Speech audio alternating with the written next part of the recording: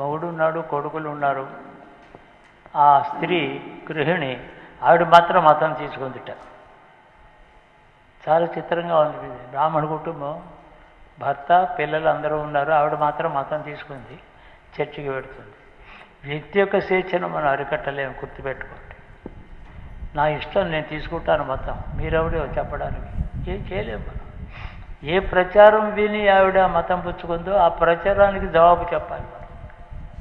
ఏమి విని నువ్వు తెలుసుకున్నావు అంటే ఒక ఆయన అంటాడు, నేను చాలా కష్టాలు పడ్డాను, మెడ్రాసులో ఒక పని మనిషి, నేను రోజు గణపతి దండం పెట్టుకున్నా, నాకేం పని కాలేదు, మతం పుచ్చుకున్నాక మతం నాకు పనులు అయినాయి.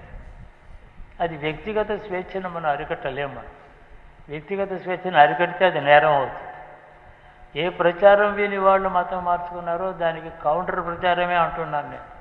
నువ్వు అప్పుడు అడగవచ్చు, నువ్వు ఏ మతం, ఏ ప్రచారం విని నువ్వు మతం తీసుకున్నావమ్మా, నువ్వు నీకు సందేహాలు ఏమిటి, ఎందుకు నీకు ఇది అవసరమైంది, అంతకుముందు వచ్చిన నీకు నష్టం ఏమిటి, ఇందులో వచ్చిన లాభం ఏమిటి.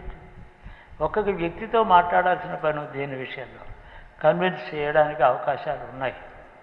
ఎందుకంటే వాళ్ళు మామూలు ప్రచారం చూసి వాళ్ళు ఏం ప్రచారం చేస్తున్నారు, దేవతలందరూ కూడా నీతి లేని వాళ్ళు, ఇందాక ఆయన అన్నారే కృష్ణుని గురించి దూషించిన వాళ్ళు ఉన్నారు. కాబట్టి మనం వ్యక్తిని పర్సనల్గా ఒక్కొక్కరిని ట్యాకిల్ చేయడం అనేది, మాట్లాడడం ఒకటి.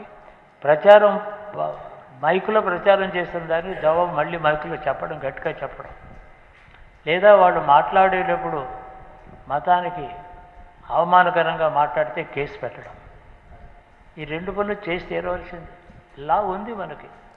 అలా కేసు పెట్టిన చోటల్లా కాస్త తగ్గారు, అలా పని చేయటం లేదు. ఇప్పుడు లాని కూడా వాడుకోవాలి, ప్రచారం చేయాలి, వ్యక్తితో మాట్లాడాలి. వ్యక్తి స్వేచ్ఛను మనం అరికట్టలేము, వాళ్ళ ఇష్టం, ఏం చేయలేము.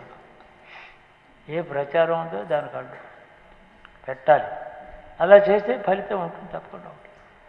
మొత్తం అరికట్టాలి. అంటే వాళ్ళకి ధనం వస్తుంది, ధనం పంచిపెడుతున్నారంటే మనం మళ్ళీ ఎక్కువ ధనం పంచిపెట్టడం కాదు దానికి జవాబు.